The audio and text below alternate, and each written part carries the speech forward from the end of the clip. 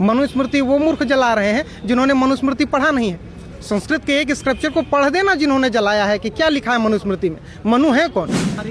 क्योंकि यहाँ 82% हिंदू है और हिंदू सहिष्णु है, इसलिए जलाई गई। अन्यथा बांग्लादेश में क्या मनुस्मृति नहीं थी क्या? पाकिस्तान में मनुस्मृति नहीं थी क्या? मनुस्मृतियों को तब तक जलाया जाता रहेगा जब तक कायर हिंदू घरों में बैठकर इतिहास की पोथी केवल पढ़ने का काम करेंगे।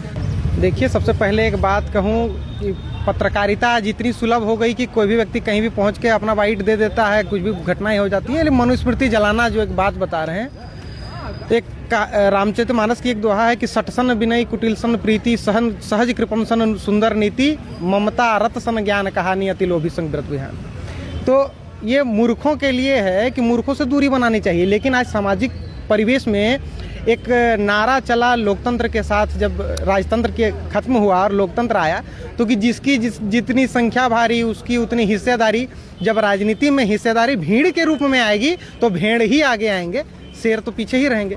मनुस्मृति वो मूर्ख जला रहे हैं जिन्होंने मनुस्मृति पढ़ा नहीं है। संस्कृत के एक स्क्रिप्चर को पढ़ देना जिन्होंने जलाया है कि क्या लिखा है मनुस्मृति में। मनु है कौन?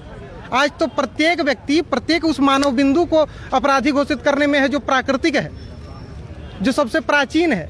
आज तो सारी लड़ाइयाँ इस बात की है।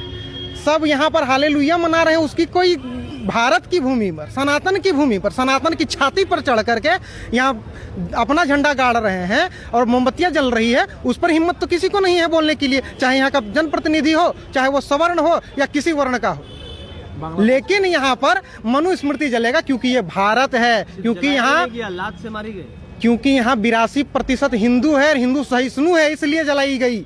अन्यथा बांग्लादेश में क्या मनुस्मृति नहीं थी क्या?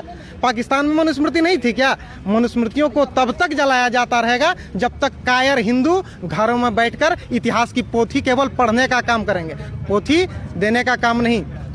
पढ़ के और अब लागू करने का समय हो गया। संविधान में भी नियम है कि आप किसका पालन करें और किसको जलाएं। संविधान में प्रदत्त शक्तियां जो कार्यपालिका न्यायपालिका है, उनका क्या काम है? वो बैठ के देख रही हैं क्या मनुस्मृति जलाया जा रहा है क्योंकि उसे ब्राह्मणों का ग्रंथ बना के रख दिया गया है कि उसी मनुस्मृति में लिखा गया है यत्र नार्यस्तु पूजन्ते रमणते तत देवता। जलाए कोई? महिलावादी संगठनों को तो आज आगे आना चाहिए था, जो महिला प्रोटेस्ट की बात करती हैं, महिलाओं के हक और हुकूक की बात करती हैं।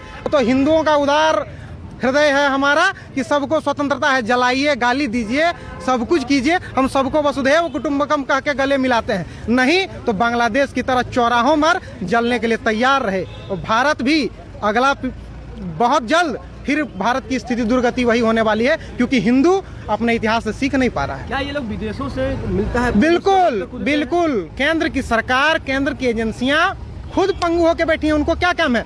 कौन फंडिंग कर रहा है? आज सबसे पहले हिंदू को तोड़ा गया, आदिवासियों को सबसे पहले मेन स्ट्रीम, आदिवासी बच कौन गए? आदिवासियों तो सबने अपना धर्म परिवर्तन लगभग ने कर लिया। अब बड़ी आबादी है। झारखंड में देखिए कुर्मियों को बहकाया जा रहा है कि आप हिंदू नहीं हैं। उनके नेता बोलते हैं कि हम हिंदू नहीं हैं, हम ये नहीं हैं, वो नहीं हैं। ऐसी ऐसी बातें। जो भी थोड़ा सा समाज में पिछड़ा है उन्हें ब्राह्मणों के खिलाफ, सनातन के खिलाफ, हिंदुओं के खिलाफ भड़काइए और उनको लाके क्रिश्चियन बनाइए और 2500 रुपया, 1000 रुपया, 3000 रुपया करके डोनेशन लीजिए। ये तो खुला चल रहा है। केंद्र सरकार की एजेंसियों को, राज्य सरकार की एजेंसियों को, जो अपने आप को कहती है कि हम आदिवासी संरक्षक हैं, तो आदिवासी संरक्षण कैसे होगा? क्रिश्चियनिटी के साथ। क्रिश्चियनिटी पर बहुत बड़ा प्रहार होना चाहिए, उनको नकेल कसना चाहिए। वो गरीबों को दवा दे करके, पैसा दे करके, चावल की बोरी दे करके उनका धर्म परिवर्तन कर रहे हैं। इसके लिए और मनुस्मृति जलाने वालों पर कठोर कार्रवाई हो। मेरे नज़र में अभी तक नहीं आया है कि किन लोगों ने जलाया है, अन्यथा उनके लिए टिट फॉर टैट की स्थिति है। मेरा नाम भी महेश दुबे है और सनातनी ही हूँ मैं।